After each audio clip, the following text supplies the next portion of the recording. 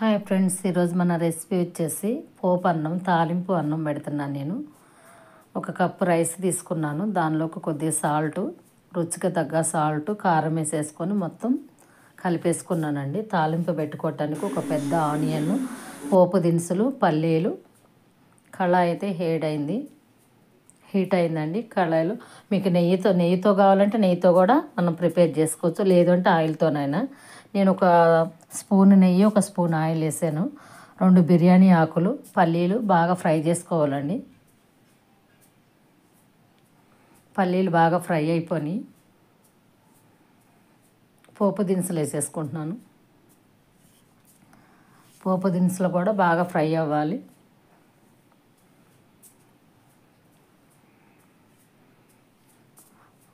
Onion, పచ్చిమిర్చి వేసేసుకున్నాను.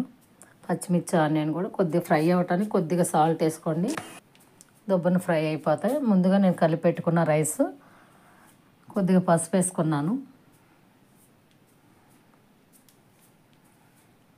మొత్తం ఫ్రై అయిపోయినాయండి. ఇప్పుడు మనం ప్రిపేర్ చేసుకున్న అన్నాన్ని వేసి మొత్తం అంతా కలిసే విధంగా తిప్పుకోవాలి.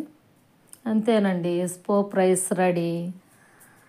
ఎంత టేస్ట్ అంటే సూపర్ టేస్ట్ అండి. మనమైతే మంచిగా తినవచ్చు. రెసిపీ అయితే చాలా బాగుంది పెరుగుతో.